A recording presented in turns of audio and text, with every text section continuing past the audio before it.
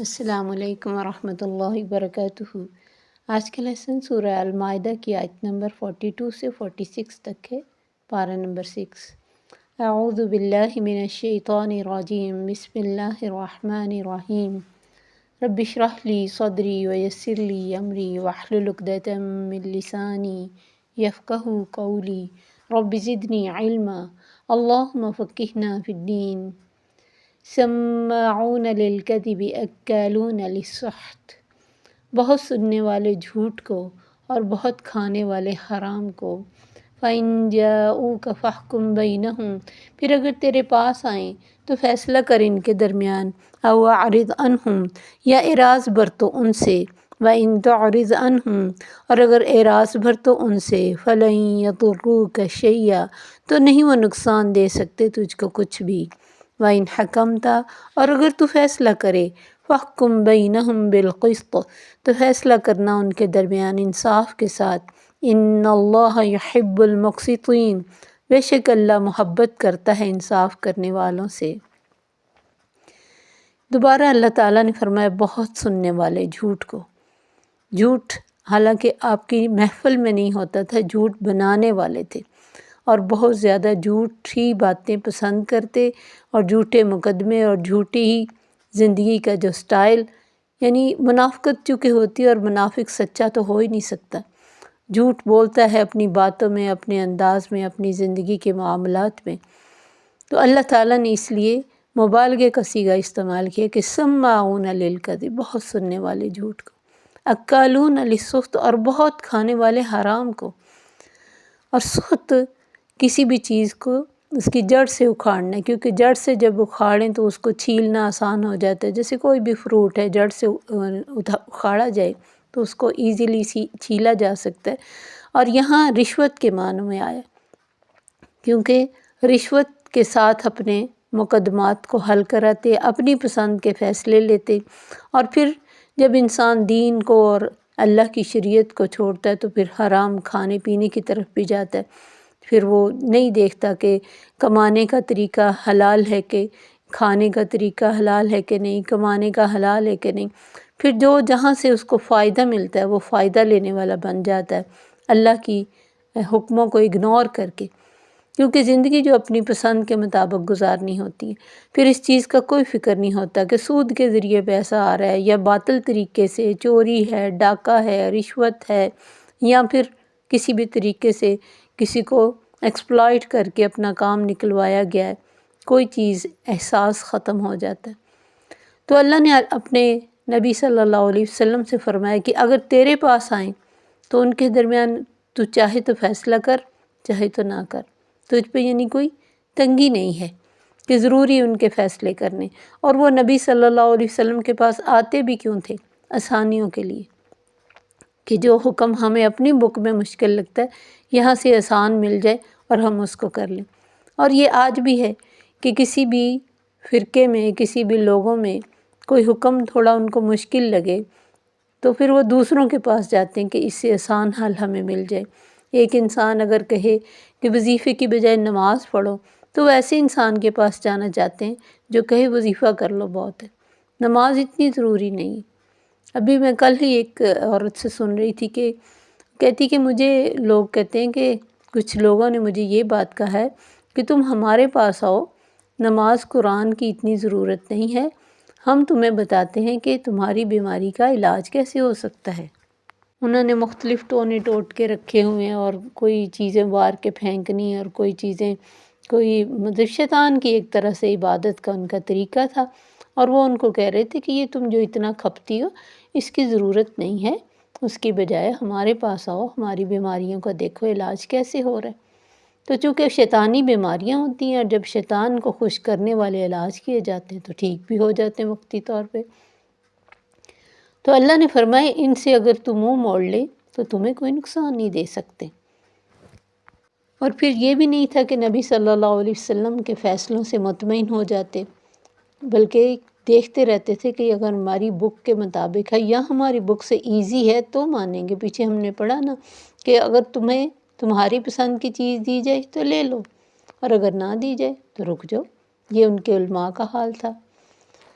وَإِنْ حَكَمْتَ فَاحْكُمْ بَيْنَهُمْ بِالْقِسْطِ، پھر اللہ نے فرمایا اگر تو ان کے درمیان فیصلہ کرے تو فیصلہ انصاف کے ساتھ کرنا. اور انصاف کے بارے میں ہمارا مذہب، ہمارا قرآن، ہمارا دین بہت زیادہ زور دیتا ہے. وَلَا تُخْسِرُوا الْمِيزَانَ، اللہ نے فرمایا وَلَا يَجْرِمَنَّكُمْ شَنَآنُ قَوْمٍ أَن تَعْدِلُوا اعْدِلُوا هُوَ أَقْرَبُ لِلتَّقْوَىٰ، کسی بھی قوم کی دشمنی تمہیں اس بات پر آمادہ نہ کرے کہ تم بے انصافی کرو. انصاف کرو، یہی تقویٰ کے نزدیک ہے. اور اللہ کی پوری کائنات میں انصاف ہو رہا ہے. کوئی بھی کائنات کا ایک ذرہ بھی بے انصافی نہیں کرتا، نہ اللہ کا قانون کوئی بے انصافی کا حکم دیتا ہے. اور انصاف کے بارے میں آتا ہے کہ عادل لوگ، عدل کرنے والے اللہ کے عرش کے سائے کے نیچے ہوں گے، اور عادل حکمران نور کے ممبروں پہ ہوں گے. پھر ان کا ایک فیصلہ جو میں پہلے بتایا تھا کہ یہودی اور مطلب ایک مرد اور عورت نے جب زنا کیا تھا تو آپ کے پاس آئے تھے کہ آپ کی بک میں جو کیا سزا ہے. تو آپ نے جب رجم بتایا اور پوچھا تمہاری بک میں، کہا کہ نہیں ہمارے تو رجم نہیں، ہمارے تو منہ کالا کر کے پھرانے کا حکم ہے. آپ نے فرمایا لاؤ اپنی کتاب. اور جب ان کی کتاب لائے گئے تو اس پہ ہاتھ رکھ کے دکھا رہے تھے، بچوں کی طرح حرکت. براء بن عازب رضی اللہ عنہ کہتے کہ نبی صلی اللہ علیہ وسلم کے سامنے ایک یہودی آیا جس کا منہ مطلب کالا کر کے تو کوڑے مارے گئے تھے. نبی صلی اللہ علیہ وسلم نے یہود کو بلایا اور ان سے پوچھا کیا تم اپنی کتاب میں زانی کی یہی سزا پاتے ہو؟ انہوں نے کہا ہاں. پھر آپ صلی اللہ علیہ وسلم نے ان کے علماء میں سے ایک آدمی کو بلایا اور اس سے فرمایا میں تمہیں اللہ کی قسم دیتا ہوں جس نے موسیٰ پر تورات نازل کی، بتاؤ کیا تم اپنی کتاب میں زانی کی یہ سزا پاتے ہو؟ اس نے کہا نہیں. اگر آپ مجھے قسم نہ دیتے تو میں آپ کو نہ بتاتا. بات یہ ہے کہ تورات میں رجم کی ہی سزا تھی، مگر جب ہمارے شرفاء میں کوئی زنا کرتا اور اس میں زنا کی کثرت ہو گئی تو ہم کسی شریف کو پکڑتے تو اسے چھوڑ دیتے، اور کمزور کو پکڑتے تو اس پہ حد جاری کرتے. پھر ہم نے آپس میں فیصلہ کیا کہ ایک ایسی سزا پہ متفق ہو جائیں جسے شریف اور جو غریب ہے سب پر نہ، شریف کا مطلب کہ اعلیٰ ایلیٹ کلاس، اور جو غریب ہیں سب پر نافذ کر سکیں. تو ہم نے کوڑے مارنا اور منہ کالا کرنا نافذ کر دیا. آپ صلی اللہ علیہ وسلم نے فرمایا اے اللہ، سب سے پہلے میں تیرے اس حکم کو زندہ کرتا ہوں جبکہ ان لوگوں نے اس کو مردہ کر دیا تھا. پھر آپ صلی اللہ علیہ وسلم نے انہیں رجم کرنے کا حکم دیا اور وہ رجم کیا گیا. تب یہ آیت نازل ہوئی کہ یا ایھا رسول لا یحزنک الذین یسارعون فی الکفر، اے رسول تجھے کفر میں جلدی کرنے والے غمگین نہ کرے.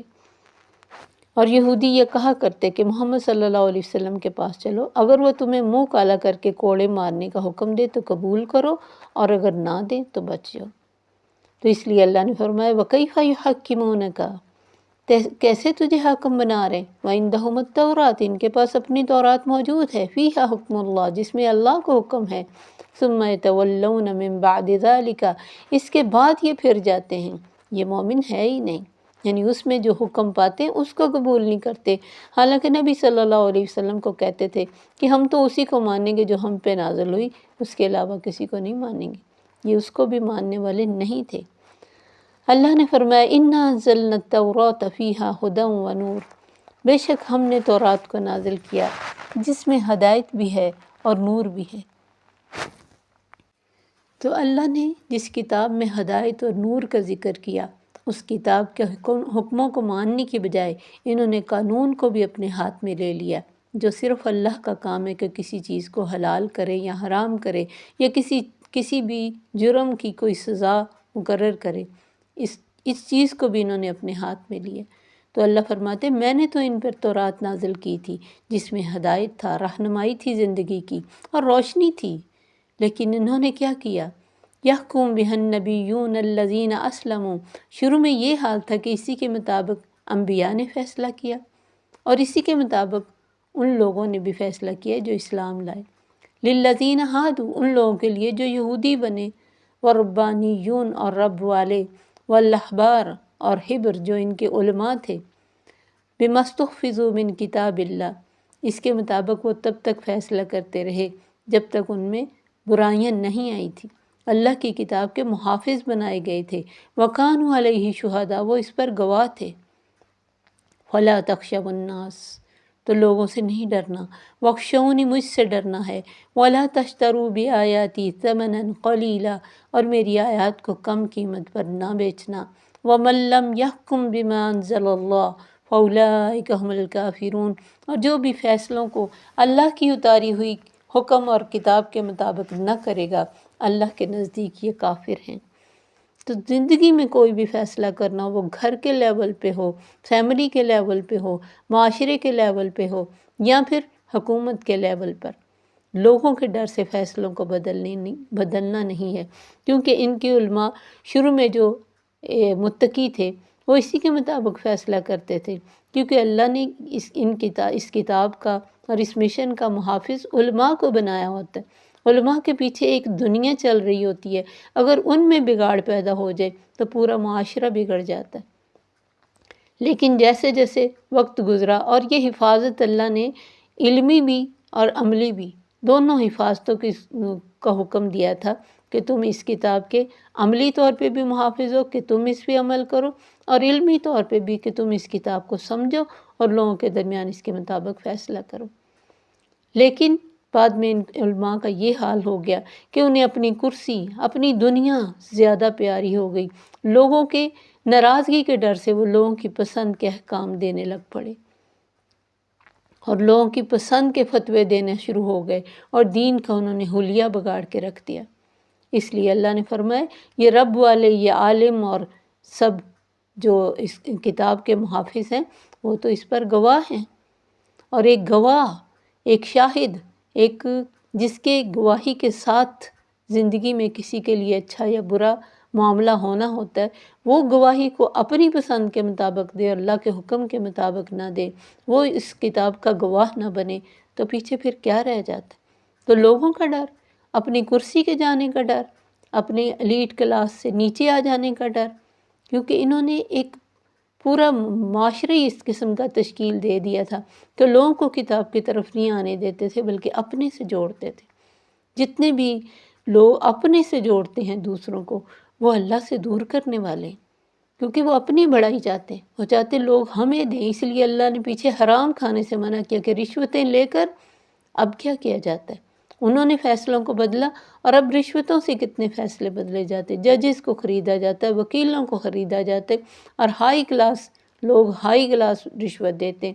لیکن اللہ نے فرمایا میری آیات کو کم قیمت پر نہ بیچنا، جس نے میرے حکموں کے مطابق فیصلہ نہ کیا وہ کفر کے درجے میں آ جائے گا۔ جس طرح اللہ تعالیٰ نے تورات میں ہدی و نور کا، اسی طرح قرآن میں ہدی و نور کا۔ زندگی کے کسی معاملے میں ایسا نہیں ہے کہ اللہ تعالیٰ نے ہمیں اندھیرے میں رہنے دیا ہو، اللہ نے اندھیروں سے نور کی طرف نکالا ہے، کسی بند گلی میں لا کے ہمیں نہیں چھوڑا۔ ہر حکم یا ہر معاملہ جو زندگی میں پیش آتا ہے اس کی رہنمائی موجود ہے، اگر انسان کھلے دل سے اور صاف نظر سے اس کو دیکھے، اس میں کچھ خود سے ایڈیشن نہ کرے، نہ کسی کے کہنے پہ اس کو بدلے، کیونکہ اللہ کے حکم کے مطابق نہ چلنے سے بڑے بڑے یعنی جرائم، یہ کفر ہے، اور اس کے بعد ایک اور اس کے بعد ایک اور۔ اللہ نے بار بار اس لیے اس کا حکم دیا کہ کیونکہ تم محافظ ہو اس کتاب کے بھی اور اپنے معاشروں کے بھی، کیونکہ لوگ ہر تکلیف میں علماء کے پاس ہی جاتے ہیں۔ تو اللہ تعالیٰ نے ہر طرح کی رہنمائی ہمیں پیش کی ہے۔ سیدنا انس رضی اللہ عنہ فرماتے ایک یہودی نے ایک مسلمان لڑکی کا جو زیور پہنے ہوئے تھی، صرف زیور کی خاطر اس کا سر کچل دیا۔ لڑکی کو مرنے سے پہلے جب پوچھا گیا کہ کس نے سر کچلا، مختلف نام لیے گئے کیونکہ وہ خود تو بولنے کے قابل نہیں رہی تھی، یہاں تک کہ جب یہودی کا جس نے مارا تھا اس کا نام لیا گیا تو اس نے سر کے اشارے سے بتایا کہ ہاں وہ یہودی نبی صلی اللہ علیہ وسلم کے پاس لایا گیا، اس نے اپنے جرم کا اعتراف کیا تو آپ نے 2 پتھروں کے درمیان سر رکھ کر اس کا سر کچلوایا۔ اور ایک اور حدیث میں ہے کہ سیدنا یعلا کہتے ہیں کہ میں ایک جنگ میں گیا، وہاں ایک شخص نے دوسرے کو دانت سے کاٹا، اس نے زور سے اپنا ہاتھ کھینچا تو کاٹنے والے کا دانت ٹوٹ گیا، پھر وہ قصاص کے لیے نبی صلی اللہ علیہ وسلم کے پاس آیا۔ آپ نے اس کے قصاص کو باطل قرار دیا، فرمایا کیا وہ تیرے منہ میں اپنا ہاتھ رہنے دیتا کہ تو اسے چبا جاتا جیسے اونٹ چباتا ہے؟ یہ بخاری کی حدیث ہے۔ تو آپ نے فرمایا اس وقت جان کی دیت 100 اونٹ ہیں، آج کل اس کے مطابق پیسے دیے جائیں گے۔ سیدنا انس رضی اللہ عنہ فرماتے کہ میری پھوپھی ربیع بنت نضر نے ایک انصاری لڑکی کا دانت توڑ دیا۔ لڑکی کے وارثوں نے قصاص کا مطالبہ کیا اور آپ کے پاس مقدمہ آیا، آپ نے قصاص کا حکم دیا۔ انس بن نضر جو انس بن مالک کے چچا اور ربیع کے بھائی تھے کہنے لگے، یا رسول اللہ کی قسم ایسا کبھی نہیں ہوگا کہ ربیع کا دانت توڑا جائے۔ آپ نے فرمایا انس یہ کیا کہہ رہے ہو، قصاص تو اللہ کا حکم ہے۔ پھر اللہ کی قدرت کے لڑکی کے وارث جو تھے قصاص کی معافی اور دیت لینے پہ راضی ہو گئے۔ اس وقت نبی صلی اللہ علیہ وسلم نے فرمایا اللہ کے کچھ بندے ایسے ہیں جو اللہ پر بھروسہ کرتے ہوئے قسم کھا بیٹھیں تو اللہ ان کی قسم سچی کر دیتا ہے۔ یعنی جو انہوں نے کہا کہ نہیں میری اس کا دانت نہیں توڑا جائے گا اللہ کی قسم، تو اللہ نے اس کا دیت کا معاملہ پیدا کر دیا اور انہوں نے قصاص لے لیا، دانت نہیں توڑا۔ یعنی ان کا ظاہر ہے اللہ کے ساتھ محبت ہوگی، اللہ پر یقین اور توکل سے انہوں نے یہ بات کی تو اللہ نے ان کے توکل کو پورا کر دیا۔ تو اللہ فرماتے ہیں ہم نے ان پر لکھا اور سمجھیے کہ یہ ہمارے لیے بھی احساس، کیونکہ قرآن میں آ گیا کہ جان کے بدلے جان ختم کی جائے گی۔ جس طرح کسی نے کسی کو مارا ہو، جیسے نبی صلی اللہ علیہ وسلم کے پاس کچھ لوگ آئے دوسرے علاقوں سے تو وہ مدینہ میں آ کے بیمار ہو گئے۔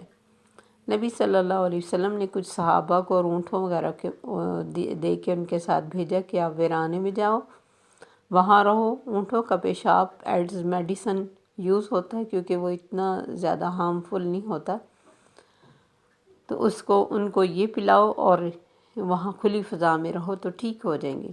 جب وہ ٹھیک ہو گئے انہوں نے صحابہ جو ساتھ بھیجے تھے ان کو بھی مار دیا اور ان کے اونٹ بھگا کر لے گئے۔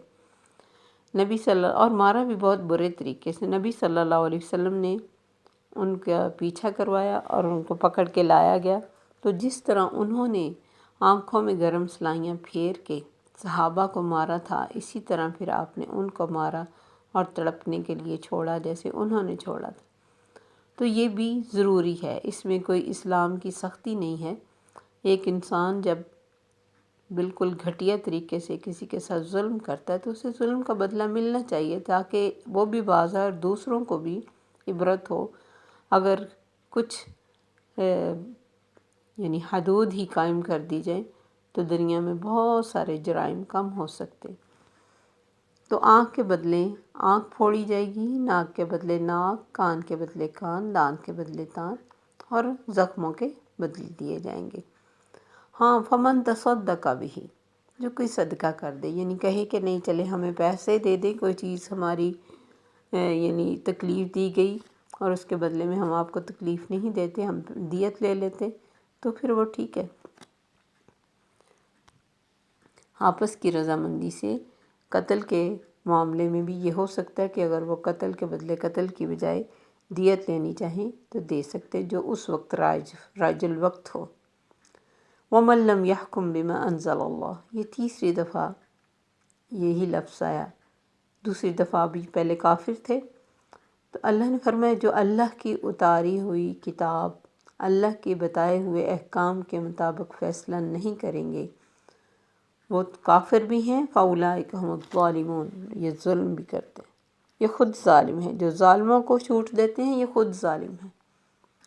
وَقَفَّيْنَا عَلَىٰ آثَارِهِم بِعِیسَىٰ ابْنِ مریم، اور پیچھے لائے ہم اس کے بعد عیسیٰ بن مریم کو، اور وہ بھی ویریفائی کرتے تھے تورات کی تعلیمات کو، اور اس کو بھی ہم نے انجیل دی، بالکل سیم یہی ورڈ تورات کے لیے ہمارے پچھلے 1-2 لیسن میں آیا کہ اس میں ہدی و نور ہے، اور انجیل کے لیے بھی فرمایا اس میں ہدی و نور ہے، اور ایک جگہ قرآن کے لیے بھی فرمایا اس میں ہدی و نور ہے۔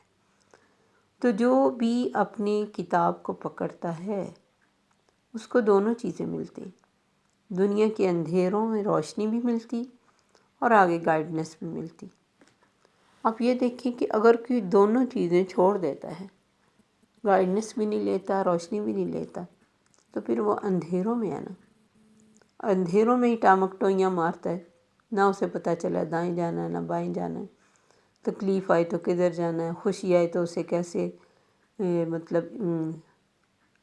اپنی خوشی کو کیسے سیلیبریٹ کرنا ہے، اپنے غم کو کیسے منانا ہے، معاملات کو کیسے طے کرنا ہے، میل جول کیسے کرنا ہے، یہ سارا کچھ اسی ہدایت اور نور سے ہی پتہ چلتا ہے۔ ورنہ ہر انسان ایک اپنا ہی ذہن رکھتا ہے، اور ہر انسان اگر اپنی ذہن کے مطابق ہی چلتا تو آپ سوچیں ایک چیز اگر کسی کو اچھی لگتی ہے دوسرے کو نہیں اچھی لگتی۔ بہت سارے لوگ معاملات میں ہم کہتے ہیں کہ یہ بات تو ہم نے کبھی کرنی نہیں، فلاں سے ہم نے کبھی ملنا نہیں، فلاں سے ہم نے کبھی بات نہیں کرنی، جبکہ دین ہمارے دلوں کو کھولتا ہے اور وہ ہمیں بتاتا ہے کہ جتنی بڑی معافی دیتے ہو اتنی بڑی معافی تمہیں مل بھی جائے گی۔ جہاں بھی تمہارا دل تنگ ہوتا ہے، دین کو دیکھو، نبی صلی اللہ علیہ وسلم کو دیکھو، کس طرح انہوں نے اپنے دشمنوں کو ہمیشہ معاف کیا اور کس طرح اس ہدایت اور نور کو پھیلایا۔ اور اللہ ولی الذین آمنوا یخرجہم من الظلمات الی النور، اللہ ہے دوست ایمان والوں کا، اندھیروں سے ان کو روشنی کی طرف نکالتا ہے۔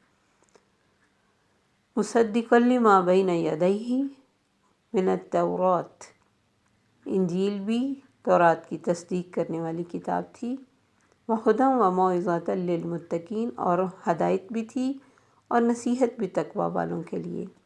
قرآن بھی تصدیق کرنے والا کہ وہ اپنے وقت کی آسمانی کتابیں تھیں اور قابل عمل تھیں، لیکن چونکہ اب قرآن آ گیا، اب ان پر عمل کرنا ختم کر دیا گیا، صرف قرآن پر عمل کیا جائے گا۔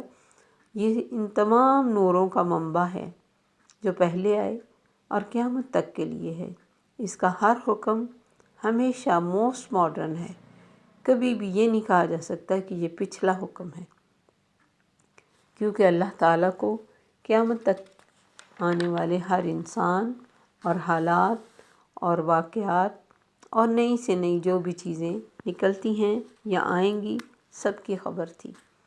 تو اللہ نے ہمیں وہ بہترین کتاب دی جو ہمیشہ ہدایت بنے گی، ہمیشہ نور رہے گی، کبھی بھی دنیا کی کتنی بھی روشنیاں چل پڑیں برائیوں کی، یہ نور نور ہی رہے گا۔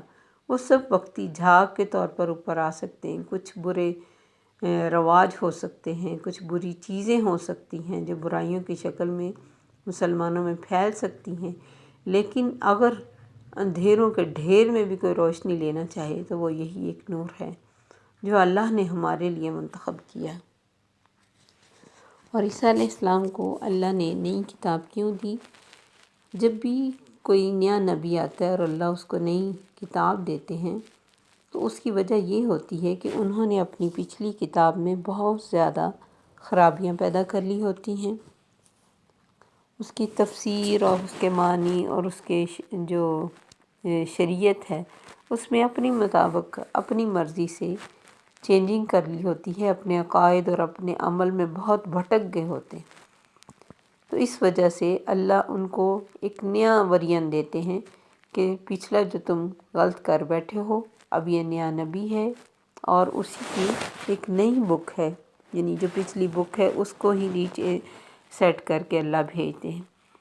لیکن چونکہ نبی صلی اللہ علیہ وسلم نے قیامت تک رہنا تھا، اس لیے اللہ نے اس کتاب کی حفاظت بھی فرمائی، قیامت تک کوئی اس میں رد و بدل نہیں کر سکتا۔ سیدنا ابو ہریرہ کہتے کہ آپ صلی اللہ علیہ وسلم نے فرمایا، میں سب لوگوں سے زیادہ عیسیٰ بن مریم سے تعلق رکھتا ہوں۔ سب انبیاء اللاتی بھائی ہیں جن کا باپ ایک یعنی عقائد ایک اور مائیں یعنی جو چھوٹے چھوٹے مسائل ہیں وہ جدا جدا ہیں۔ میرے اور عیسیٰ کے درمیان کوئی پیغمبر نہیں، یہ بخاری کی حدیث ہے۔ تو یعنی شریعت ہر دور میں وقت کے حساب سے اللہ چینجنگ کرتے رہے، دین ایک ہی ہے، عقیدہ ایک ہے، توحید ایک ہے، نور ایک ہے، اور مین احکامات جو ہیں نماز روزہ حج زکوٰۃ یہ سب پہ تھا، لیکن ان کی ٹائمنگ، ان کی تعداد، ان کا سب کچھ وہ فرق تھا۔ تو یہ اللہ بہتر جانتے ہوتے کہ کس وقت کس پر کیا چیز صحیح ہوتی ہے۔ ہمیں ہمارا کام یہ ہے کہ ہم اللہ کے حکموں کے مطابق زندگی گزاریں اور اس کے حکموں کو اپنے لیے بہترین فیصلہ سمجھتے ہوئے قبول کریں، کیونکہ وہ ہمارا خالق اور مالک ہے اور اسے پتہ ہے کہ ہمارے لیے کس دور میں اور کب کیا صحیح ہے۔ اس نے ہمارے لیے ہمیشہ ہم سے بہتر ہمارا بھلا سوچا ہے۔ تو انسان کو ہمیشہ اللہ کے بارے میں اچھا گمان رکھنا چاہیے۔ اس لیے اللہ نے 3 دفعہ اس چیز کو ذکر کیا کہ جو کوئی اللہ کے حکموں کے مطابق فیصلہ نہ کرے گا وہ کافر ہوگا، ظالم ہوگا اور کل کے سبق میں آئے کہ فاسق ہوگا۔ اللہ ان تمام برائیوں سے مسلمانوں کو محفوظ فرمائے۔ السلام علیکم ورحمۃ اللہ وبرکاتہ۔